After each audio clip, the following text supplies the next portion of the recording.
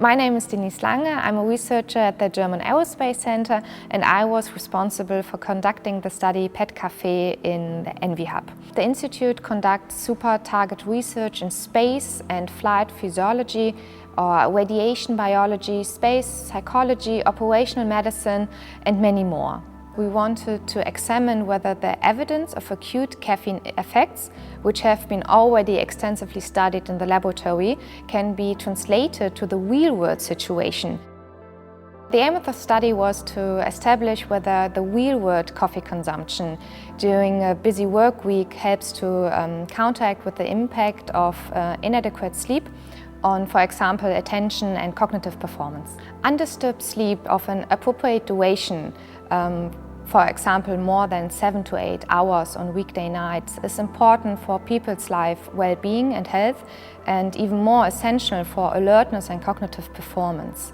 In more than around 30% of the adult population reporting sleeping less than the recommended 7 to 8 hours on weekday nights, and around 15% regularly sleep less than 6 hours.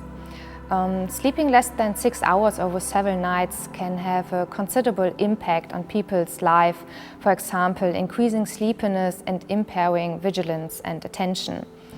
Although caffeine can counteract the degraded cognitive task performance after a night without sleep, it is not known whether the repeated caffeine intake over several days maintain the cognitive performance during sleep restriction, for example in a busy work week. It is already well known that people respond differently to caffeine, and some of these differences are determined by the genetic makeup of each individual.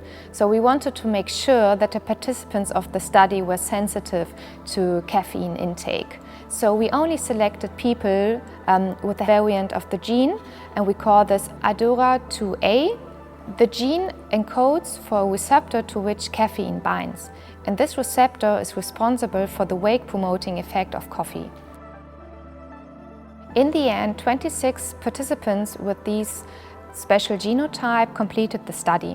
When they arrived, they were randomly assigned to one of the two coffee groups. So during the 5 days with chronic sleep restriction, one group with 12 participants received regular coffee containing around 300 mg caffeine per day, and the other group with 14 participants received decaffeinated coffee. During these 5 days, the sleep of the participants were restricted to 5 hours per night. The study was concluded then with an 8-hour recovery night after the sleep restriction. 4 times a day they rated their subjective sleepiness and performed tasks to quantify their vigilance and alertness on simple reaction time tasks. In addition, their ability to find a target on a computer screen full of distractors, or their working memory and some other higher order cognitive functions. We found that the participants' feeling of sleepiness increased in both groups during the sleep restriction night. And although the level of the sleepiness was the same in both groups, the regular coffee helped to counteract with the impact of repeated sleep loss on all attentional domains. So when we compared to people who received the decaffeinated coffee, the coffee group, so the experimental group, responded faster and missed less stimuli on the vigilance task, for example, or they found the target faster and more accurately on the visual search task, and even more, they also performed more accurately on a working memory task. The data suggests that real-world coffee consumption can help to counteract with sleep restriction-induced impairments, especially in individuals deemed as genetically sensitive to caffeine. We simulated a coffee intake pattern, which is very typically for many everyday coffee drinkers. The participants received a double filter coffee in the morning and an espresso after lunch during 5 days, mimicking a busy work week with only 5 hours of sleep every night. In our study, the beneficial effect of coffee on most tasks lasted for around 3 to 4 days.